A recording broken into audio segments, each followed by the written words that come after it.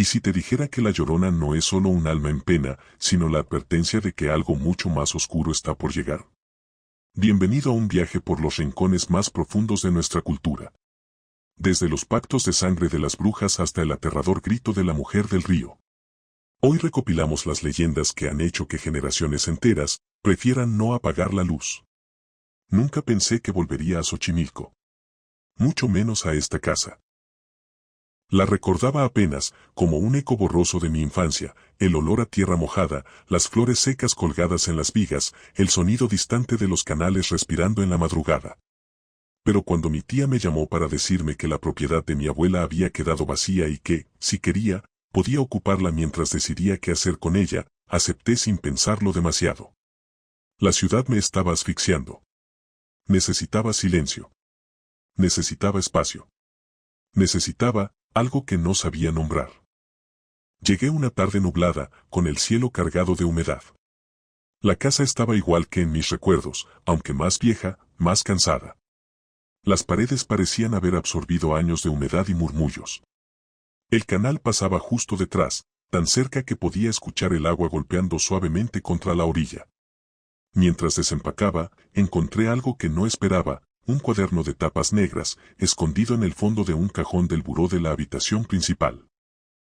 No tenía nombre en la portada, solo una mancha de humedad que parecía una mano abierta. Lo abrí sin pensar. La primera página estaba fechada. 15 de octubre. Hoy llegué a Xochimilco, al pueblo de mi abuela. Me detuve.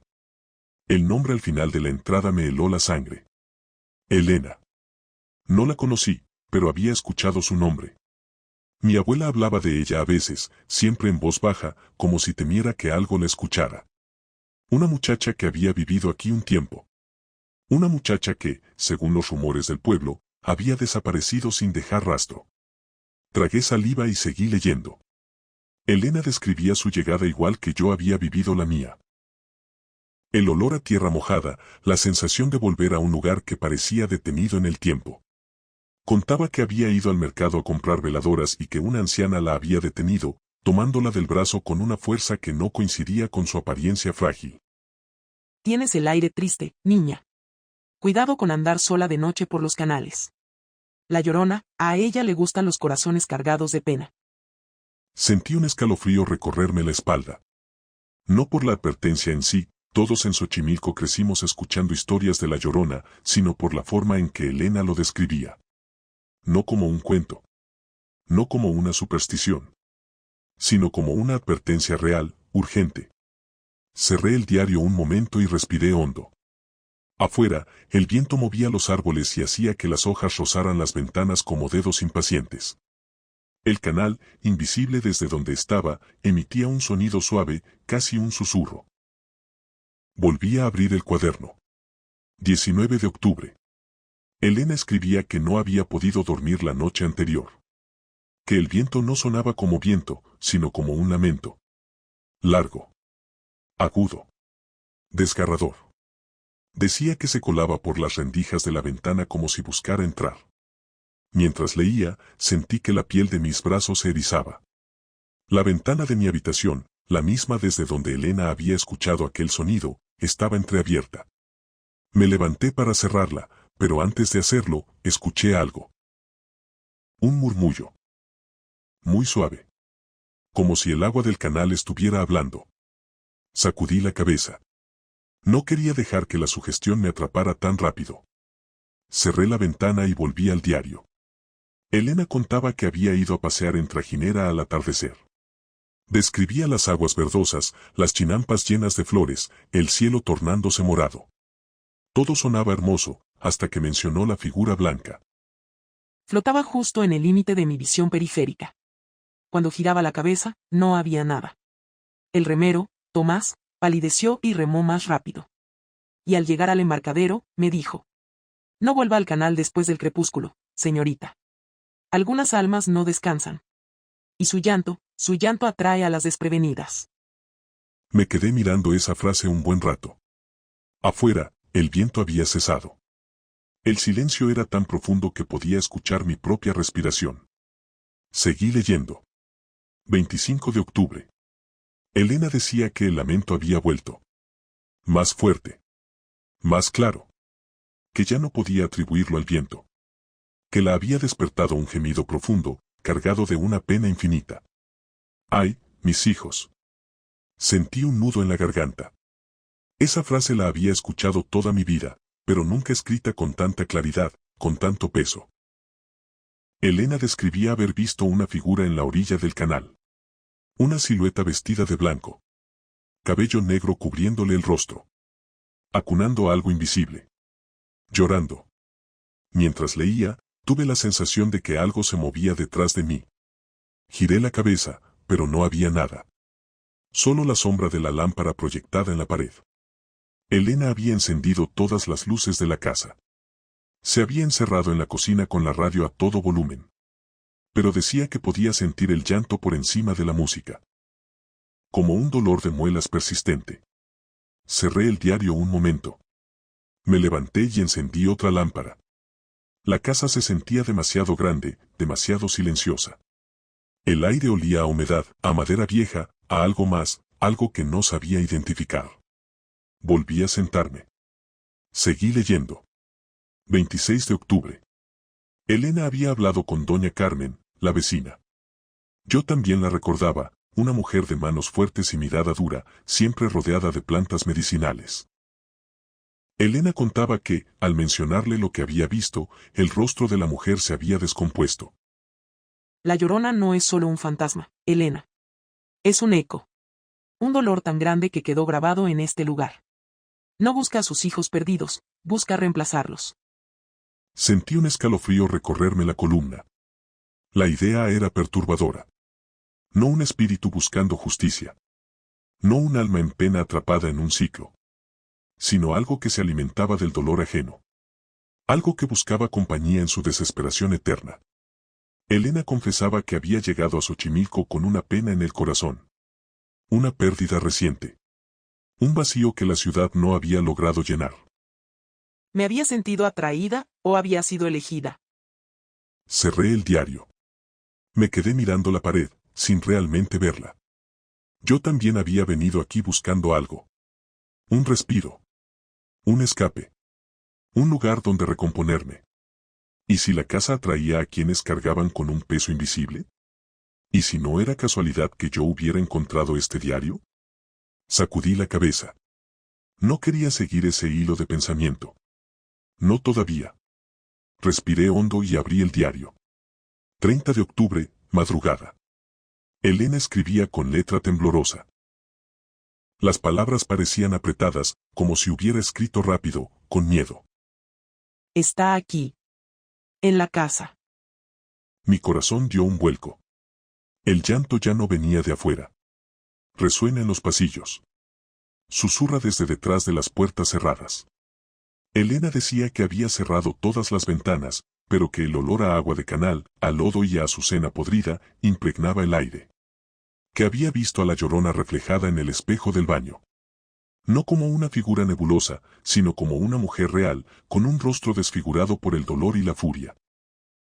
Mientras leía, sentí que el aire en la habitación se volvía más frío. Me froté los brazos. La ventana seguía cerrada, pero el olor a humedad parecía intensificarse. Elena describía haber gritado. Haberse girado. No haber visto a nadie. Solo un charco de agua sucia a sus pies. Sabe mi dolor. Se alimenta de él. La vela que Elena mencionaba, yo también tenía una encendida ahora. No por necesidad, sino por instinto. Las luces eléctricas parpadeaban a veces en esta casa vieja. Pero en ese momento, la vela parecía más confiable. Elena terminaba la entrada con una frase que me dejó helado. Dicen que la Llorona te ahoga en aguas que no existen. Yo creo que te ahoga en tu propia melancolía. No vengan a buscarme. Cerré el diario. Me quedé sentado en silencio, escuchando. El canal respiraba. La casa crujía. Y por un instante, solo un instante, creí escuchar un lamento lejano, arrastrándose entre los árboles. No sabía si era mi imaginación. O si Elena no había sido la última en escucharla. Dormí mal esa noche. O más bien, no dormí.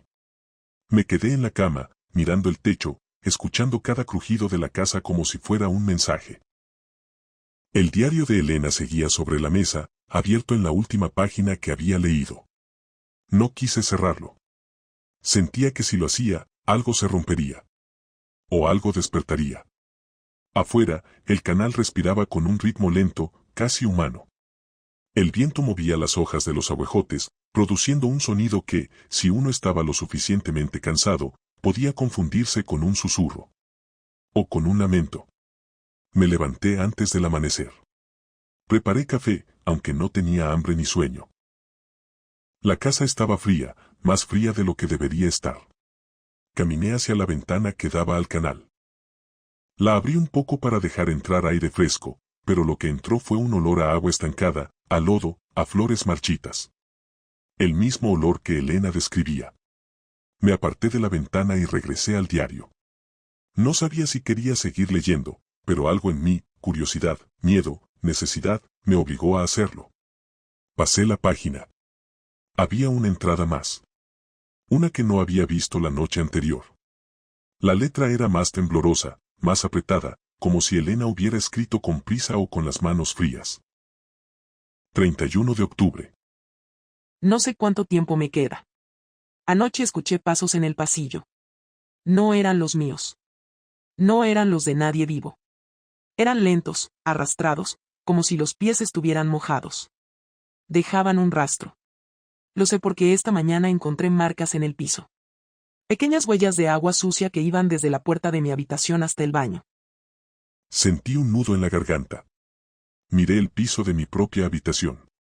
La madera vieja, las manchas de humedad, las grietas. No había huellas. Pero la idea de que pudieran aparecer me hizo sentir un escalofrío. Intenté llamar a mi madre. El teléfono no funcionaba. Intenté encender la televisión. Solo estática. La radio, muerta. La casa está aislada. Como si algo no quisiera que pida ayuda. Me levanté y revisé mi propio teléfono. Tenía señal. Tenía batería. Todo normal. Pero la sensación de aislamiento seguía ahí, como una sombra pegada a la piel. Volví al diario. Hoy, doña Carmen vino a verme. No sé cómo supo que algo andaba mal. Tal vez escuchó mis gritos. Tal vez sintió el llanto. Me dijo que debía irme. Que debía salir de la casa antes de que anocheciera. Pero cuando intenté hacerlo, no pude. Me detuve. No pude. La frase me golpeó como un puñetazo. Mis piernas no respondían. Era como si el aire se hubiera vuelto espeso, como si algo invisible me sujetara por los tobillos. Doña Carmen me miró con horror. Me dijo que ya era demasiado tarde. Que el lazo estaba hecho. Ella intentó ayudarme. Intentó arrastrarme hacia la puerta. Pero cuando la abrió, el llanto entró como una ráfaga. Un grito tan fuerte que ambas caímos al suelo. Doña Carmen salió corriendo. No la culpo. Yo también habría huido si pudiera. Me quedé mirando esa frase un largo rato. Doña Carmen seguía viva. La había visto hace unos días, regando sus plantas. Pero nunca mencionó nada. Nunca dijo que había intentado ayudar a Elena. Nunca dijo que había huido. Quizá no quería recordar. Quizá no podía. Seguí leyendo. La escucho ahora. Está en el patio. Camina entre las macetas de mi abuela. Las mueve. Las rompe. Llora. Llora como si el mundo se estuviera desmoronando. Y cada vez que llora, siento que algo dentro de mí se rompe también. Elena había dibujado algo al margen de la página. Un boceto rápido, hecho con mano temblorosa. Parecía una mujer. O la sombra de una mujer. Con un vestido largo. Con el cabello cubriéndole el rostro. Con los brazos extendidos hacia adelante, como si buscara algo. O a alguien. Pasé la página. Había más. 1 de noviembre. La letra era aún más irregular. No dormí. No pude. Cada vez que cerraba los ojos, la veía. No en sueños. En la habitación. De pie junto a mi cama. Mirándome. O lo que sea que hace ya que no tiene ojos. Sentí un escalofrío tan fuerte que tuve que cerrar el diario un momento. Respiré hondo. Miré alrededor. La casa estaba en silencio. Pero no un silencio normal. Era un silencio tenso, expectante. Como si las paredes escucharan. Abrí el diario de nuevo. Hoy amanecí con el cabello mojado. No sé cómo. No sé cuándo. Pero estaba empapado. Y olía a canal. A agua vieja. A muerte. Intenté rezar. No sirvió. Intenté ignorarla. No sirvió. Intenté hablarle. Fue peor. Me llevé una mano al cabello, casi sin querer. Estaba seco. Pero la idea de despertar así me revolvió el estómago. Me incliné hacia adelante. Le pregunté qué quería. Y dejó de llorar. Por primera vez desde que la escucho, dejó de llorar. Se acercó. No caminó. No flotó.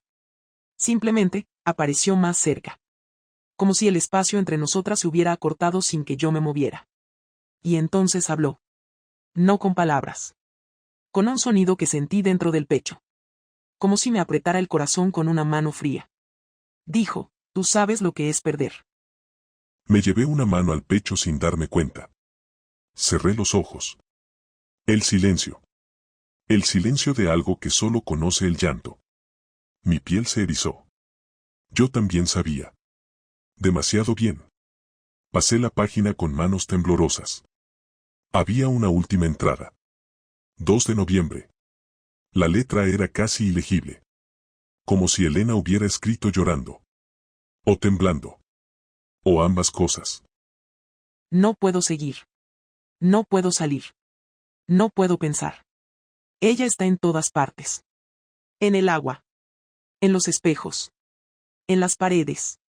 En mi cabeza. Hoy escuché a mi abuela. Su voz. Su risa. Sus pasos. Pero no era ella. Era ella imitándola. Llamándome. Tentándome. Sentí un nudo en la garganta. La casa crujió en ese momento. Justo encima de mí. Como si algo se moviera en el ático. Me quedé inmóvil. El diario seguía abierto. No sé cuánto tiempo más podré resistir. Cada vez que llora, siento que me hundo un poco más. Como si el agua subiera dentro de mí. Pasé la página. Había una frase final. Una sola. Escrita con tinta corrida. Si alguien encuentra esto, no se quede. Cerré el diario. Me quedé sentado en silencio, con el corazón golpeando contra mis costillas. La casa crujió de nuevo. El canal respiró. Y entonces, muy lejos. O tal vez no tan lejos. Escuché algo. Un lamento. Largo. Agudo. Desgarrador. No sabía si venía del agua. O de dentro de la casa. O de dentro de mí. Pero supe, sin duda alguna, que Elena no había terminado su historia. Y que yo acababa de entrar en ella. Me levanté despacio, como si temiera despertar algo. Caminé hacia la ventana y la abrí apenas un poco. Me aparté de la ventana y regresé al diario. Lo abrí de nuevo, buscando alguna pista, alguna señal, algo que me dijera qué había pasado con ella. Pero la última frase seguía siendo la misma. Si alguien encuentra esto, no se quede. Tragué saliva. Cerré el diario. Y entonces lo escuché. Un golpe. No fuerte. No violento. Un golpe suave. Como si algo hubiera caído en el pasillo. Me quedé inmóvil. Otro golpe, más cerca. El corazón me latía tan fuerte que pensé que iba a desmayarme. Caminé hacia la puerta de la habitación, cada paso más pesado que el anterior. La abrí lentamente. El pasillo estaba oscuro. Solo la luz tenue de la lámpara de mi cuarto se filtraba hacia afuera, iluminando apenas unos centímetros del suelo. Y allí, justo en el borde de la luz, había un rastro. Un rastro de agua. Gotas pequeñas, sucias, que formaban un camino hacia el baño. El mismo camino que Elena había descrito. Sentí que la sangre se me helaba. Cerré la puerta de golpe y retrocedí hasta la pared. La casa crujió. El viento sopló. Pero debajo de esos sonidos, había algo más. Un susurro. Muy suave. Muy cerca. Mi hijo. Me tapé los oídos. Cerré los ojos. Pero el susurro no venía de afuera. Venía de dentro de mi cabeza. Como si alguien estuviera hablándome desde el interior del pecho. Mi vida. Abrí los ojos de golpe. La vela sobre la mesa parpadeó. La llama se inclinó hacia un lado, como si algo hubiera pasado junto a ella. Y entonces lo vi. En el espejo de la habitación. No directamente. Apenas un reflejo. Una figura blanca, borrosa, con el cabello largo cubriéndole el rostro. De pie detrás de mí. Me giré de inmediato. No había nadie. Pero el olor a agua estancada se volvió más fuerte. Más denso. Más real.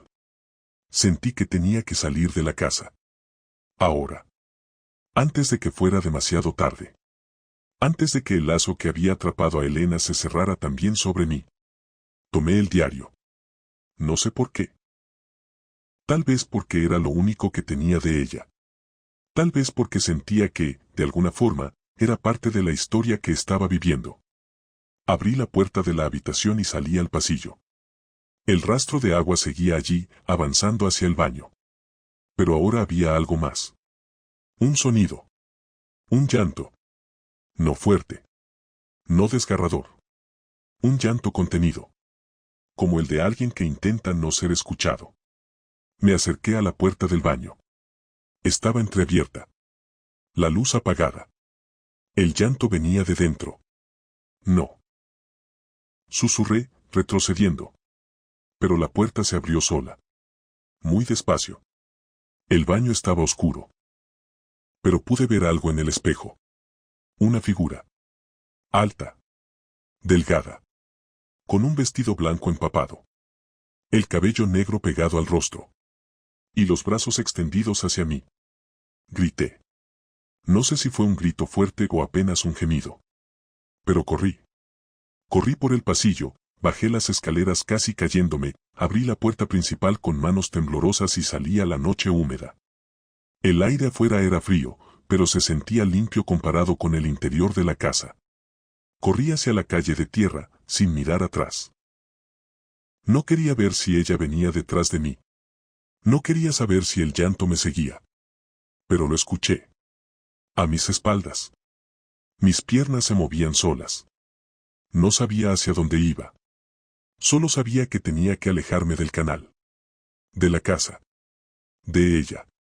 Llegué a la casa de doña Carmen. Golpeé la puerta con desesperación. Ella tardó en abrir, pero cuando lo hizo, su rostro se descompuso al verme. «Tú también», susurró, «ella te ha visto». Entré sin pedir permiso.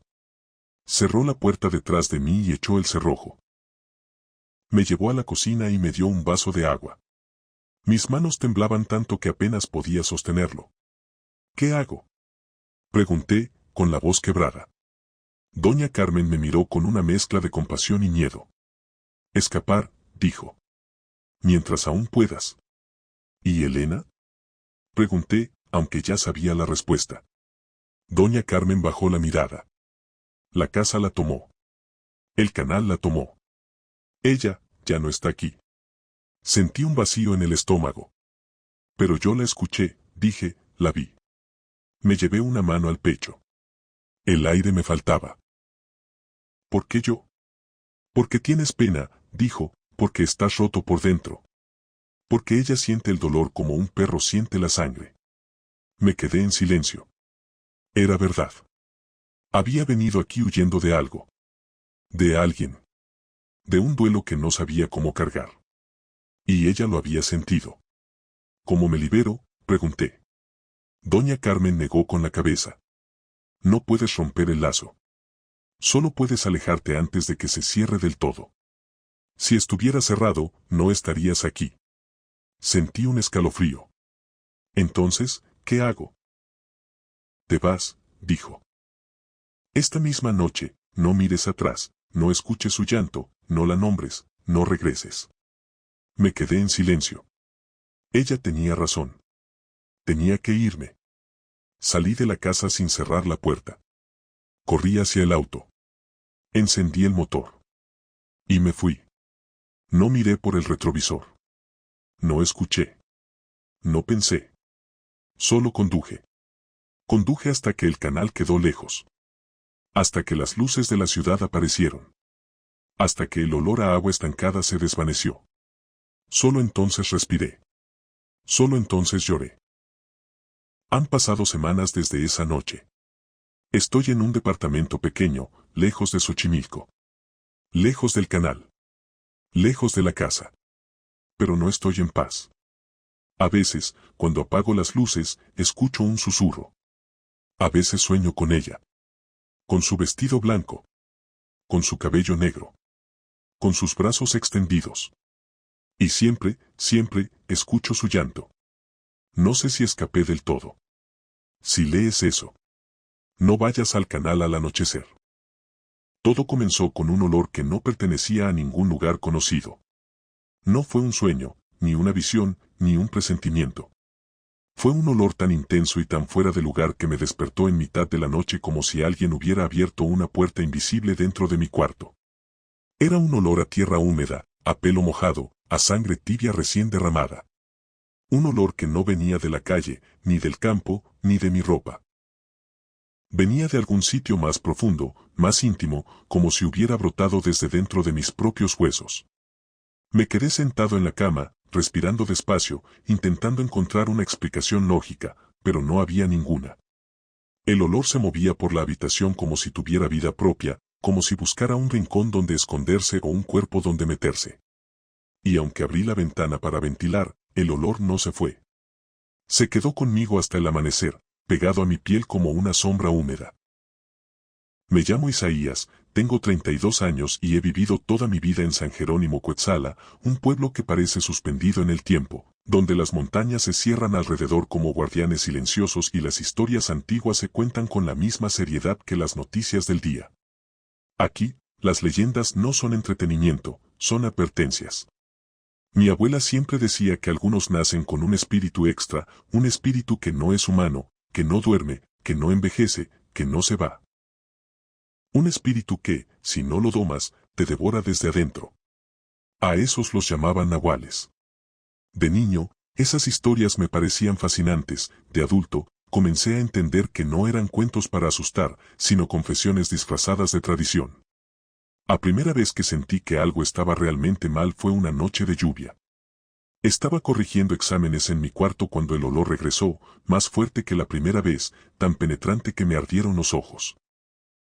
Me levanté, tomé una linterna y salí al patio, convencido de que algún animal muerto debía estar cerca. Pero el aire estaba limpio, frío, casi estéril. No había nada fuera de lugar. Sin embargo, cuando apunté la linterna hacia el suelo, vi algo que me heló la sangre, huellas. No eran huellas de perro ni de coyote. Eran demasiado grandes, demasiado profundas, demasiado humanas. Tenían forma de pata, pero también de mano. Como si algo hubiera caminado en 2 piernas y 4 al mismo tiempo. Me agaché para verlas mejor, y justo entonces escuché un gruñido que no venía de ningún lado visible. No era un gruñido agresivo, sino uno bajo, curioso, como si algo me oliera desde muy cerca. Me levanté de golpe, retrocedí y casi caí. Cuando volví a mirar el suelo, las huellas ya no estaban. Como si nunca hubieran existido. Pero el olor seguía ahí, pegado a mi piel, a mi ropa, a mi respiración. Al día siguiente fui a ver a mi abuela. Su casa siempre huele a copal, a maíz tostado y a plantas que solo ella sabe identificar. Cuando entré, me miró como si ya supiera lo que iba a decirle. Ya empezó, murmuró sin siquiera saludarme. Le pregunté qué quería decir, aunque en el fondo ya lo sabía. El llamado, respondió, como si fuera la cosa más natural del mundo. Me dijo que mi padre lo había sentido a mi edad, y mi abuelo antes que él, y mi bisabuelo antes que los dos. No puedes escapar de lo que eres, dijo mientras molía maíz en su metate. Yo intenté reír, pero la risa se me quedó atorada en la garganta. ¿Has soñado con él?, preguntó. Negué, aunque era mentira. No quería admitir que desde hacía semanas soñaba con ojos amarillos observándome desde la oscuridad del monte. Ojos que no parpadeaban, que no se movían, pero que seguían cada giro de mi cabeza dormida. Ojos que parecían conocerme mejor que yo mismo. Esa noche, el sueño cambió. Ya no era un observador pasivo. Ya no veía al animal desde lejos. Esta vez, yo era el animal. Sentía la tierra húmeda bajo mis manos, o mis patas, olía la sangre caliente de los venados a kilómetros de distancia, corría por el bosque con una agilidad que me mareaba. Y lo peor de todo, disfrutaba de ello. Desperté jadeando, con el corazón desbocado, con el sabor a cobre en la boca. Cuando encendí la luz, vi que mis uñas estaban más largas. No mucho, apenas 1 milímetro. Pero lo suficiente para saber que no era casualidad. Los días siguientes fueron una mezcla de miedo y negación. Mi olfato se volvió insoportablemente agudo. Podía distinguir a las personas por su aroma incluso a través de las paredes. Los sonidos del bosque nocturno, que antes eran un murmullo indescifrable, ahora se descomponían en detalles: el crujido de una rama bajo la pata de un mapache, el aleteo de un búho cazando, el susurro de las serpientes entre la hojarasca. Y siempre, detrás de todo, había otro sonido. Un paso. Un respiro. Un gruñido bajo. Algo me seguía. No solo en los sueños. También despierto. Una tarde, mientras caminaba por el monte, escuché ese sonido detrás de mí. Me giré y lo vi.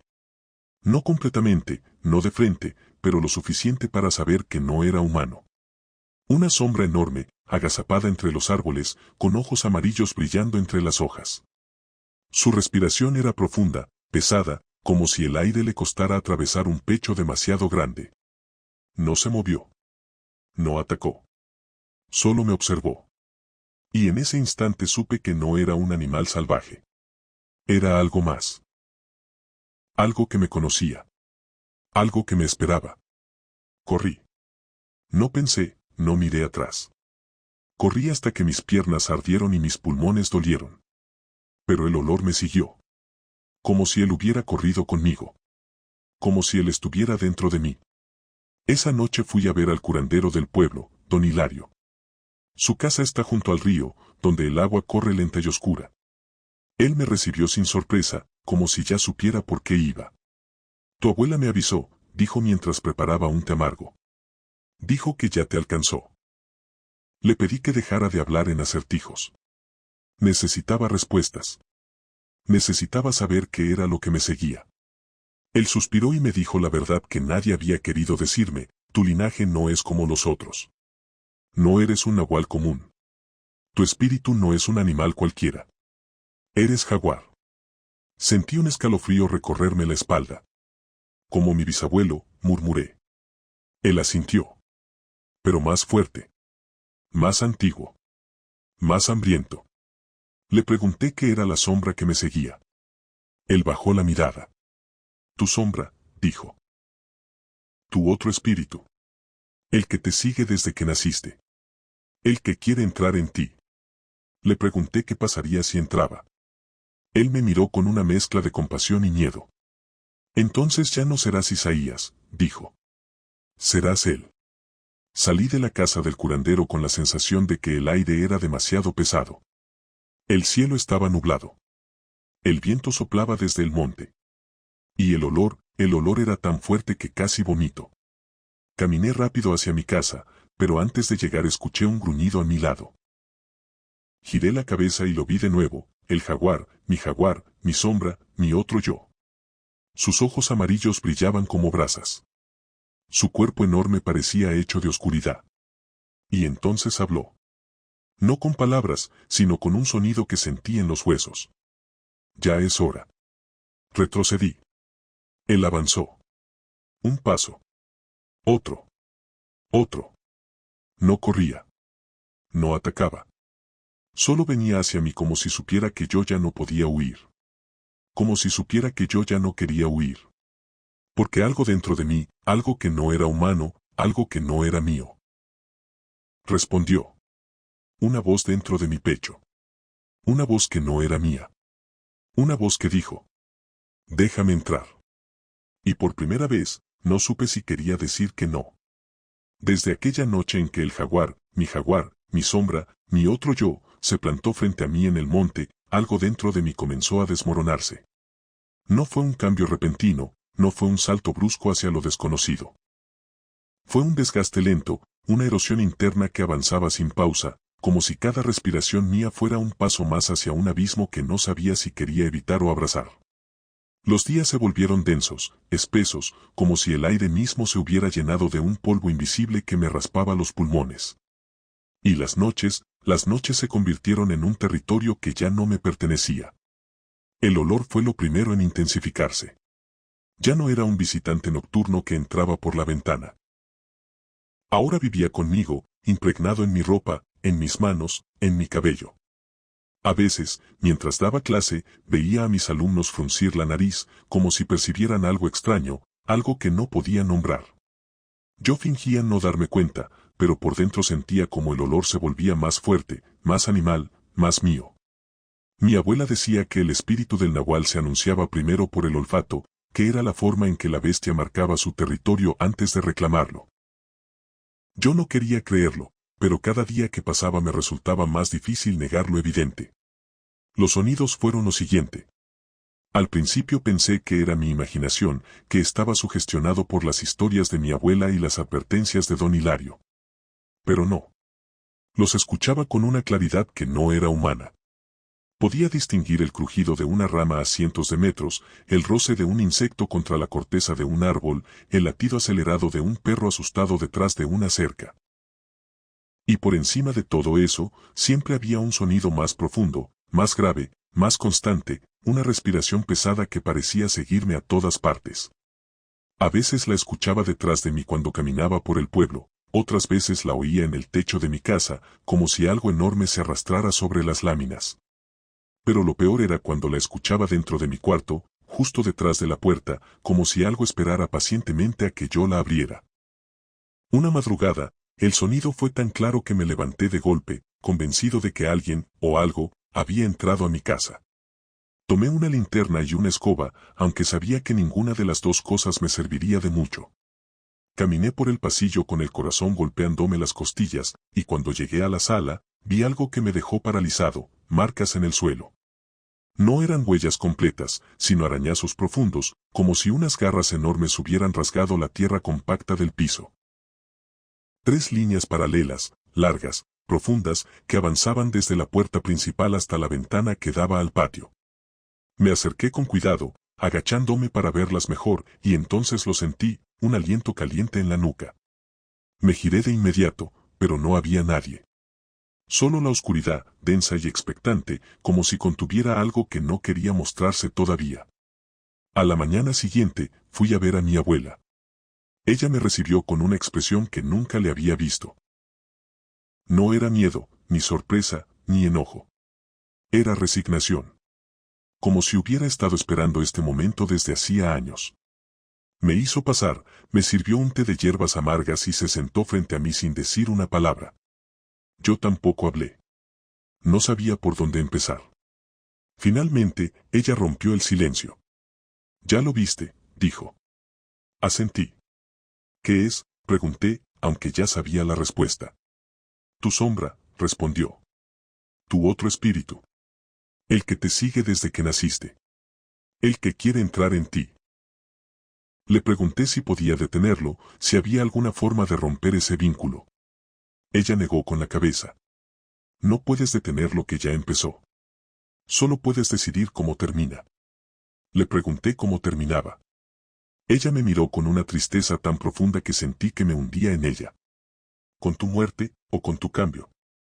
Salí de su casa con la sensación de que el mundo se había vuelto más pequeño, más estrecho, como si las montañas que rodeaban el pueblo se hubieran acercado un poco más.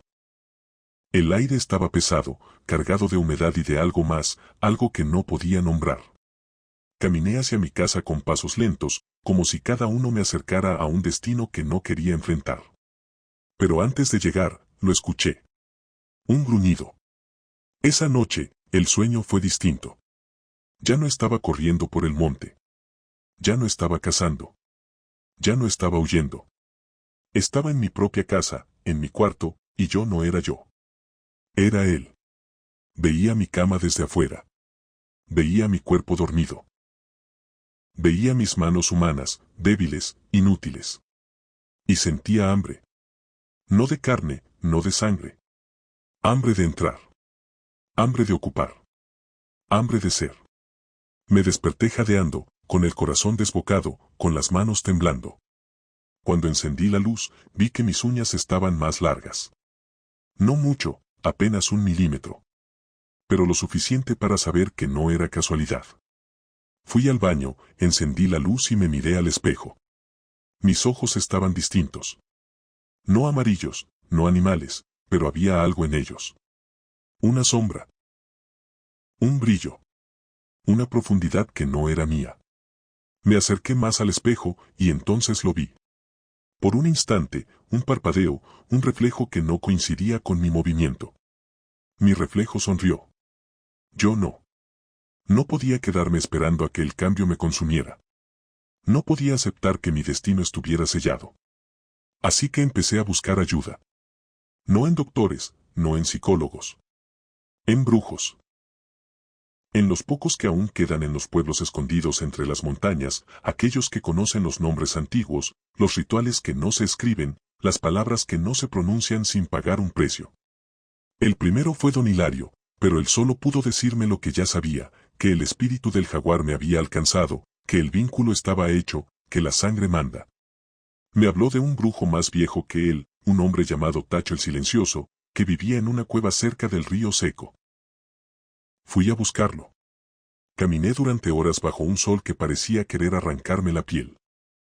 Cuando llegué, la cueva estaba vacía, pero había símbolos pintados en las paredes, marcas que parecían garras, y un olor tan fuerte que tuve que salir antes de vomitar. No encontré a Tacho. O tal vez sí, y no supe reconocerlo. El segundo brujo vivía en un caserío abandonado. Una mujer de ojos blancos me abrió la puerta antes de que tocara. Me dijo que el jaguar ya estaba dentro de mí, que no había forma de sacarlo sin arrancar también mi alma.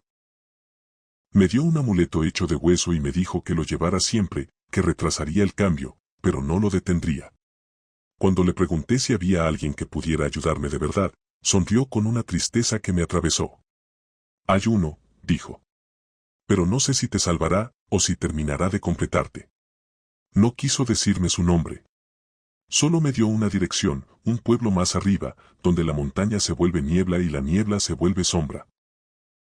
Ahora estoy escribiendo esto desde una posada vieja, con las manos temblando y el amuleto de hueso caliente contra mi pecho. Afuera, la noche está demasiado quieta. No escucho grillos, ni perros, ni viento. Solo mi respiración. No sé si mañana encontraré al brujo que busco. No sé si él podrá ayudarme. Porque cada vez que cierro los ojos, siento al jaguar más cerca. Nunca conocí a Elena en persona. Su nombre me llegó por casualidad, mencionado en voz baja durante una reunión familiar, como esas historias que la gente evita contar por completo porque no sabe si son chismes, advertencias o simples coincidencias inquietantes. Lo único que sabía era que había vivido sola en una casa antigua, en un barrio donde todos se conocían demasiado bien, y que su vecina, una mujer llamada Marta, siempre había sido descrita como extraña, aunque nadie se atrevía a explicar por qué. La historia me llegó en fragmentos, un comentario suelto, una mirada incómoda, un mejor no preguntes. Pero fue cuando encontré una carpeta vieja en la casa de un pariente lejano, una carpeta con recortes, notas y un par de páginas escritas a mano, que entendí que había algo más. Algo que nadie quiso explicar del todo. Algo que había empezado como una simple tensión entre vecinas y que terminó convirtiéndose en un misterio del que nadie hablaba, pero que todos recordaban. Lo que reconstruye a partir de esos fragmentos es lo que estás a punto de leer. No sé si es toda la verdad. No sé si alguien la conoce. Pero es lo único que quedó de Elena. Y quizá lo único que explique por qué su casa sigue vacía, por qué nadie quiere comprarla y por qué, incluso ahora, algunos vecinos evitan pasar frente a la de Marta cuando cae la noche. Elena siempre había considerado a Marta, su vecina de toda la vida, como una mujer peculiar pero inofensiva. Vivía sola en la casa contigua, rodeada de enredaderas tan densas que apenas dejaban ver las ventanas. La relación entre ellas nunca fue más allá de saludos corteses, hasta que la vida de Elena comenzó a mejorar de manera inesperada. Después de años de trabajos temporales, consiguió un puesto estable. Su pareja, con quien había tenido problemas, volvió a buscarla con intenciones serias. Incluso su familia, antes distante, comenzó a visitarla con más frecuencia. Fue entonces cuando notó el cambio en Marta. Su sonrisa amable se tensó como una cuerda a punto de romperse, y sus ojos, antes apagados, brillaban con una luz fría y penetrante. Marta había perdido su empleo meses atrás, su familia no la visitaba, y su casa parecía deteriorarse más cada día. La diferencia entre ambas vidas se volvió demasiado evidente y demasiado dolorosa para quien la observaba desde la ventana contigua. La primera señal llegó una semana después. Elena despertó con un dolor punzante en el costado, como si alguien hubiera clavado una aguja en sus costillas. Al mirarse en el espejo, encontró un moretón violáceo en forma de espiral, justo sobre el corazón. Lo atribuyó a un golpe que no recordaba, pero una inquietud se instaló en su pecho. Esa misma tarde, mientras preparaba la cena, vio por primera vez las sombras. No eran figuras sobrenaturales, eran movimientos rápidos, furtivos, como si alguien se escondiera entre los arbustos de Marta. Parpadeó, y desaparecieron. Fatiga, se dijo, solo fatiga. Pero los incidentes se intensificaron. Comenzó a ver reflejos en los cristales de su casa, siluetas humanoides que se desvanecían al girar la cabeza. Escuchaba susurros en el viento, no palabras claras, sino murmullos insistentes, como si alguien hablara muy cerca de su ventana. Su gato, Simón, se negaba a acercarse al lado del jardín que colindaba con el de Marta, erizando el pelaje y gruñendo hacia la oscuridad. El deterioro de Elena fue progresivo. Perdió peso, sus ojos se hundieron en ojeras moradas y un cansancio crónico se apoderó de sus huesos. Los médicos no encontraban explicación, análisis perfectos, pero ella se consumía. Una tarde, buscando a Simón, se asomó por encima de la vieja valla de madera que separaba ambos patios. Lo que vio la heló la sangre. En el centro del patio de Marta, rodeado de velas apagadas, había un pequeño muñeco de trapo. No era un objeto ritual, sino algo más inquietante, llevaba un mechón de cabello idéntico al suyo y estaba atravesado por alfileres oxidados. Uno de ellos sobresalía justo del costado del muñeco, en el mismo lugar donde a ella le dolía desde hacía semanas. El horror la paralizó. Al levantar la vista, encontró a Marta observándola desde la puerta de su cocina. No hubo disimulo en su expresión, solo una sonrisa amplia y desprovista de calor, mientras sostenía unas tijeras de podar en sus manos huesudas. «Tu vida brilla demasiado, querida», dijo Marta, su voz un susurro cargado de resentimiento. «Algunas personas no saben lo que tienen. Hasta que se les quita». Elena retrocedió, tropezando con las raíces de un árbol. Al caer, vio cómo las sombras del jardín vecino se alargaban, cruzaban la valla y comenzaban a arrastrarse hacia ella. No eran entidades sobrenaturales, eran figuras humanas, hombres y mujeres sin hogar que Marta dejaba entrar por las noches, atraídos por comida, alcohol o quién sabe qué promesas. Sus cuerpos delgados y sus ojos vacíos parecían moverse en silencio, obedeciendo órdenes invisibles. Sintió un frío que le mordía la piel, un peso sobre el pecho que le impedía respirar. Logró arrastrarse hasta su casa y cerrar la puerta de un golpe.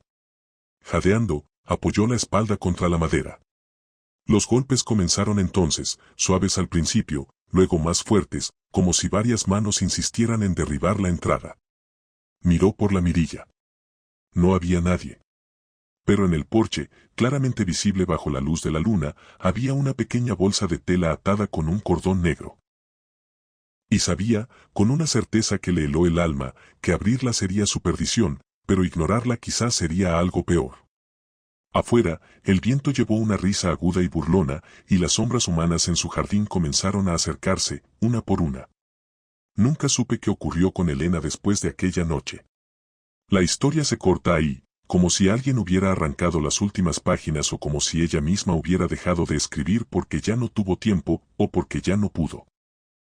Lo único que encontré fue la descripción de los golpes en la puerta, la bolsa de tela en el porche y la risa que el viento arrastró desde la casa de Marta.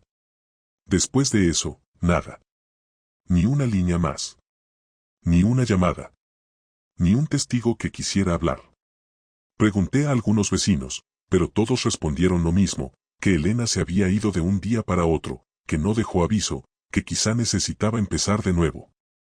Pero sus miradas decían otra cosa. La casa de Elena sigue vacía. Las ventanas están cubiertas de polvo y las cortinas permanecen cerradas, como si nadie hubiera entrado desde entonces. A veces, según cuentan, alguien deja flores en la puerta. Nadie sabe quién. O nadie quiere admitirlo. De Marta tampoco se habla. Vive ahí todavía, detrás de sus enredaderas, sin recibir visitas, sin abrir las ventanas, sin cruzar palabra con nadie. Algunos dicen que la escuchan hablar sola por las noches. Otros aseguran que ven sombras moverse en su jardín, aunque no haya nadie más viviendo con ella. Y me pregunto, ¿qué fue lo que realmente pasó esa noche? Nunca he sabido explicar del todo lo que vi aquella tarde en el bosque, y con los años he aprendido a no intentarlo demasiado. La memoria es traicionera, sobre todo cuando uno era niño, pero hay recuerdos que no se desgastan con el tiempo. Al contrario, se vuelven más nítidos, más pesados, como si hubieran estado esperando a que uno creciera para revelar su verdadero peso. Yo tenía 7 años cuando ocurrió, y aunque mi familia siempre insistió en que fue una confusión, un susto o una imaginación demasiado viva, sé lo que vi. O al menos sé lo que sentí. Mi abuela vivía en una casa antigua, al borde de un bosque que todos en el pueblo evitaban después del atardecer. No era un bosque particularmente grande ni especialmente peligroso, pero tenía una reputación extraña. La gente decía que allí se escuchaban voces cuando no había nadie, que los animales se comportaban de forma errática, que los árboles parecían moverse aunque no hubiera viento. Yo no entendía nada de eso a los 7 años. Solo sabía que mi abuela me prohibía entrar, y que las prohibiciones, para un niño, son invitaciones disfrazadas. Ese día seguía un zorro herido. No sé por qué lo hice. Tal vez porque cojeaba, o porque su pelaje rojizo estaba manchado de algo oscuro que pensé que era barro. Caminé detrás de él entre los árboles, más y más adentro, hasta que el sonido de la casa de mi abuela desapareció por completo. El bosque tenía un silencio extraño, como si absorbiera los ruidos en lugar de dejarlos escapar. El zorro se detuvo en un claro pequeño, donde los hongos crecían formando círculos casi perfectos. Y allí fue cuando lo sentí. No fue que las vi, como he dicho tantas veces. Fue más bien que supe que había alguien más allí. Una presencia. Un peso en el aire. Algo que no debería estar, pero estaba. Algo que no se movía como un animal ni respiraba como una persona. No puedo describirlo mejor. Era como si el bosque tuviera ojos. Como si me observara desde todas partes a la vez. No recuerdo haber gritado. No recuerdo haber corrido. Solo recuerdo estar de pronto en brazos de mi abuela, temblando, con la ropa llena de barro y hojas. Ella me sacudió, me miró a los ojos con una mezcla de miedo y enojo, y me dijo algo que nunca olvidé. No vuelvas ahí. Ellas no olvidan una cara. Y ahora conocen la tuya. Nunca supe si hablaba en serio o si solo quería asustarme para que no volviera a escaparme. Pero lo dijo con una convicción que no era propia de ella. Mi abuela era una mujer dura, sí, pero nunca la había visto temerle a nada. Ese día, sin embargo, parecía temerle al bosque. Después de eso, mis padres me prohibieron volver a visitarla solo. Y poco después, por razones que nunca me explicaron del todo, dejaron de llevarme a su casa. Yo crecí con la sensación de que había hecho algo malo, de que había cruzado un límite invisible. Pero con el tiempo, como ocurre con casi todo, lo olvidé. O creí que lo había olvidado.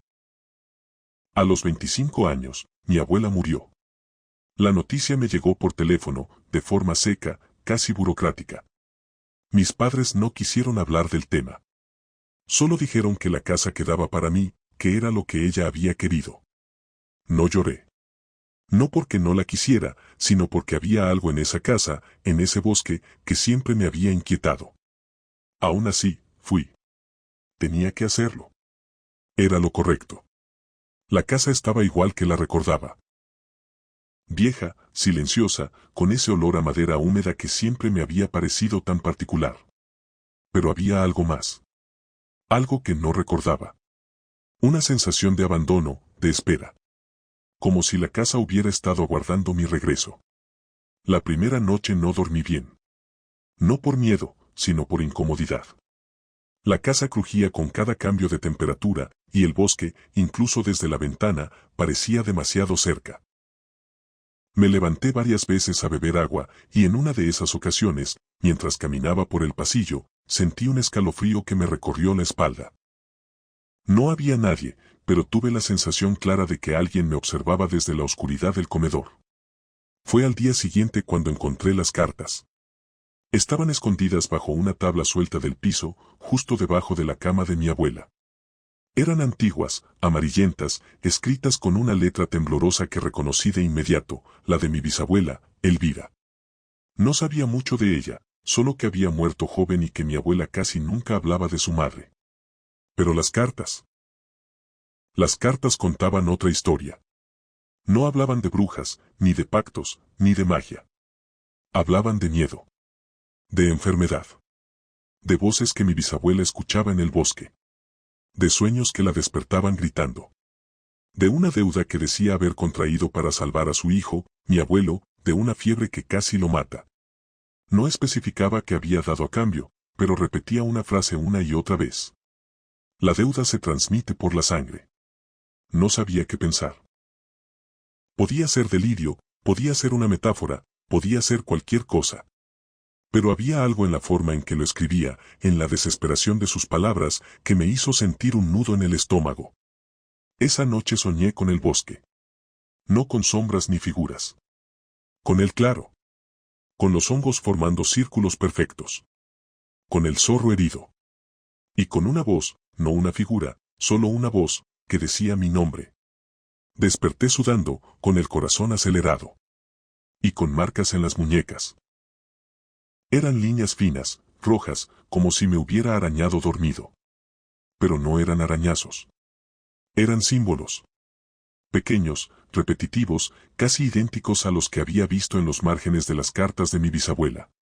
Intenté lavarlos. No se fueron. Intenté ignorarlos. No pude. Intenté dormir. No lo logré. Los días siguientes fueron una mezcla de insomnio, ansiedad y una sensación creciente de que algo estaba mal. No en la casa. En mí. Empecé a escuchar cosas. No voces claras, sino murmullos. Como si alguien hablara desde otra habitación. Como si alguien caminara por el pasillo cuando yo estaba en la cocina. Como si alguien respirara detrás de mí cuando me lavaba la cara. No quería pensar en brujas. No quería pensar en pactos. No quería pensar en deudas heredadas. Pero las cartas estaban ahí. Las marcas estaban ahí. Y el bosque parecía más vivo que nunca. Una tarde, mientras revisaba los diarios de mi bisabuela, encontré algo que no esperaba, instrucciones. No para convocar nada, sino para enfrentar lo que reclama la sangre. Eran pasos, rituales, advertencias. Todo escrito con una mezcla de miedo y resignación. No sé en qué momento decidí seguirlas. Tal vez porque necesitaba respuestas. Tal vez porque ya no podía soportar la incertidumbre. Tal vez porque, en el fondo, sabía que no tenía otra opción. La noche siguiente, preparé todo. No velas negras ni símbolos extraños. Solo lo que decía el diario. Sal, una cuerda, una vela común y el cuchillo de plata que había pertenecido a mi bisabuela. No sabía para qué servía, pero estaba allí, envuelto en un paño viejo, esperando. Fui al bosque. Al claro. Al mismo lugar donde todo había empezado. Y allí, bajo la luz tenue de la luna, sentí que algo se acercaba. Algo que llevaba generaciones siguiéndonos. Y entonces escuché mi nombre. Allí. En el bosque. A unos metros de mí. Miguel. Y supe que ya no podía dar marcha atrás. Cuando escuché mi nombre en el bosque, no reaccioné como esperaba. No corrí. No grité. No me paralicé. Lo que sentí fue una especie de resignación, como si una parte de mí hubiera estado esperando ese momento desde hacía años. No era una voz sobrenatural ni un susurro imposible. Era una voz humana. Una voz femenina. Una voz que reconocí sin querer reconocerla. Era la voz de mi madre. Quebrada, distante, como si hablara desde un lugar donde yo no podía alcanzarla. Me quedé quieto, con la respiración contenida, esperando que la voz volviera a sonar. Y volvió. Miguel. Esta vez más cerca. No sé cuánto tiempo estuve allí, de pie en medio del claro, con la cuerda en la mano y el cuchillo de plata en el bolsillo. El bosque estaba tan silencioso que podía escuchar mi propio pulso en los oídos. La luna iluminaba los hongos formando círculos casi perfectos, igual que cuando era niño. Y entonces, entre los árboles, vi una figura. Era una mujer. Alta, delgada, con el cabello largo y oscuro. No pude ver su rostro, pero su postura, la forma en que inclinaba la cabeza, la manera en que avanzaba lentamente, todo en ella me resultaba familiar. Di un paso atrás. Ella dio un paso adelante. No debiste volver, dijo. ¿Quién eres? Pregunté, aunque la respuesta me quemaba en la garganta. La mujer no respondió. Solo levantó una mano y señaló el suelo, justo frente a mí. Miré hacia abajo y vi algo que no había estado allí antes, un trozo de tela vieja, arrugada, manchada. Me agaché con cuidado y la recogí. Era un pañuelo. Un pañuelo bordado con las iniciales CM. Elvira Martínez. Mi bisabuela. Sentí un escalofrío recorrerme la espalda. Cuando levanté la vista, la mujer ya no estaba. No escuché pasos, no escuché ramas romperse, no escuché nada. Simplemente había desaparecido. Me quedé solo en el claro, con el pañuelo en la mano y la sensación de que algo había cambiado. No sabía si para bien o para mal. Volví a la casa caminando rápido, casi corriendo. Cerré la puerta con llave, bajé las cortinas y encendí todas las luces. Me senté en la mesa de la cocina, con el pañuelo extendido frente a mí. Era antiguo, de hilo grueso, con bordes deshilachados. Lo reconocí de inmediato, lo había visto en una foto vieja de mi bisabuela, una foto que mi abuela guardaba en un cajón que nunca dejaba que yo tocara. ¿Cómo había llegado al bosque? ¿Quién lo había dejado allí? ¿Y por qué? Intenté convencerme de que alguien me estaba jugando una broma. ¿Pero quién? Nadie sabía que yo había encontrado las cartas. Nadie sabía que había ido al claro.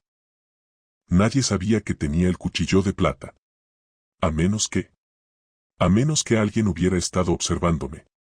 La idea me revolvió el estómago. Esa noche no dormí. Me quedé sentado en la sala, con la luz encendida, escuchando cada crujido de la casa, cada golpe del viento contra las ventanas, cada sonido del bosque. A las 3 de la mañana, escuché pasos en el pasillo. Pasos lentos, arrastrados. Me levanté con el corazón acelerado y tomé el cuchillo de plata. Abrí la puerta del pasillo de golpe. No había nadie. Pero el olor a tierra húmeda entró como una bocanada. Los días siguientes fueron una mezcla de paranoia y lucidez. Había momentos en los que me convencía de que todo tenía una explicación racional: estrés, falta de sueño, sugestión por las cartas de mi bisabuela. Pero luego había momentos en los que sentía que algo me seguía, que algo me observaba desde las esquinas, que algo esperaba a que bajara la guardia. Las marcas en mis muñecas no desaparecieron. Al contrario, se hicieron más profundas. Ya no parecían arañazos. Parecían cicatrices. Como si alguien las hubiera grabado en mi piel mientras dormía. Intenté cubrirlas con vendas, pero la piel ardía debajo, como si las marcas respiraran. Una tarde, mientras revisaba los diarios de mi bisabuela, encontré una página que no había visto antes. Estaba doblada, escondida entre dos hojas. La letra era más temblorosa que en las demás páginas, como si la hubiera escrito con prisa o con miedo. Si lees esto, decía, es porque ya te encontraron. Sentí un nudo en la garganta. Lo que viste de niño no fue un sueño. No fue imaginación. Fue un aviso. Ellas no olvidan. Ellas no perdonan. Y ellas no sueltan. Pasé la página con manos temblorosas. No intentes enfrentarlas. No intentes huir. No intentes negociar. Solo hay una forma de retrasar lo inevitable: reconocer la deuda. No pagarla. Reconocerla. No entendía. ¿Qué significaba reconocer la deuda? ¿Cómo se hacía eso? ¿Y qué pasaba si no lo hacía? La última línea estaba escrita con tinta más oscura, casi negra. Si no lo haces, vendrán por ti. Si lo haces, vendrán después. Esa noche, decidí volver al claro. No sé cómo explicarlo. Era como si una parte de mí supiera qué hacer, aunque mi mente se negara a aceptarlo. Caminé por el bosque con una linterna en la mano y el cuchillo de plata en el bolsillo. El aire estaba frío, húmedo, cargado de un silencio que parecía observarme. Cuando llegué al claro, me detuve en el borde. Los hongos seguían allí, formando círculos casi perfectos. La luna iluminaba el centro del claro como si fuera un escenario. Di un paso. Luego otro. Me arrodillé en el centro y saqué el pañuelo de mi bisabuela. Lo coloqué en el suelo. No sé qué quieren, dije en voz baja. No sé qué debo. No sé qué hice. Pero, lo reconozco. Reconozco que hay algo aquí. Algo que viene de antes de mí. Algo que no entiendo. Me quedé allí un rato, respirando despacio, esperando algo que no sabía si quería que ocurriera. Cuando me levanté, sentí un dolor agudo en el brazo. Miré hacia abajo. Una nueva marca. Un símbolo distinto. Más profundo. No sangraba. Pero ardía. Volví a la casa con la sensación de que algo había cambiado. Han pasado semanas desde entonces. No he vuelto al claro. No he vuelto a escuchar voces. No he vuelto a ver figuras entre los árboles. Pero las marcas siguen ahí. Y cada mañana, cuando despierto, hay una nueva. Como si alguien las dibujara mientras duermo. He ido a médicos. He ido a psicólogos. He ido a un sacerdote. Nadie sabe qué decirme. Algunos creen que me autolesiono sin darme cuenta. Otros creen que es una reacción alérgica. Otros creen que es estrés. Yo sé que no es ninguna de esas cosas.